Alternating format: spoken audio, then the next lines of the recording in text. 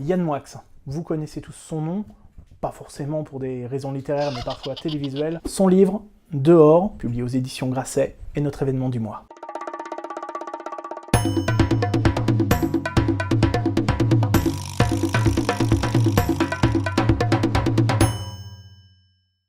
On connaît bien entendu le Yann Moix romancier, avec Les cimetières sont des champs de fleurs, ou bien encore Naissance, qui lui a valu le prix Renaudot il y a quelques années. On connaît aussi bien sûr le Yann Moix poète, en tout cas peut-être parfois un peu moins. Je crois que l'essentiel au fond, c'est le Yann Moix écrivain. On l'aime ou pas, mais on peut pas nier ses qualités littéraires. Voilà, cette fois-ci, c'est le Yann Moix, j'allais dire, polémiste que l'on découvre, puisqu'il évoque dans cet ouvrage la question des migrants. On s'attend à un gros livre de fond qui pourrait être un document, mais c'est un véritable livre d'écrivain, d'une lettre ouverte au président de la République, au ton volontiers acide. Bref, Dehors est un livre ouvertement politique. On peut d'ailleurs partager les opinions de Yann Moix ou pas, ça n'a aucune importance. Moi, ce que je trouve fascinant dans cet ouvrage, c'est cette réflexion philosophique, on va dire, sur le sens des mots.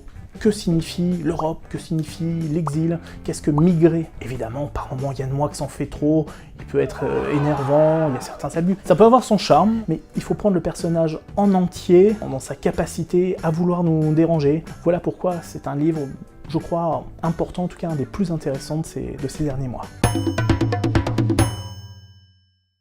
Il est l'une des voix aujourd'hui les plus passionnantes de la littérature africaine d'expression française. Il s'appelle Mohamed Mbougarsar et il signe avec Deux purs hommes son 3e roman aux éditions Philippe Ray. L'histoire est très simple. C'est un jeune professeur de lettres qui est soudain fasciné par une vidéo, j'allais dire funeste, à Dakar, où l'on voit le cadavre d'un homme qui est traîné par terre. Voilà, grosso modo, comme ça, on sait ce qu'il en est. Il nous fait découvrir la condition au Sénégal des gorgigéens, gorgigènes, je ne sais pas exactement comment on doit prononcer ce mot, à savoir les hommes-femmes ou les homosexuels. À travers cet ouvrage, Mohamed Mbougarsar casse bien des clichés, il le fait avec un grand talent, au-delà de toute question de militantisme. Voilà pourquoi, à la rédaction de Lire, on a adoré Deux purs hommes de Mohamed Mbougarsar, chaudement recommandé.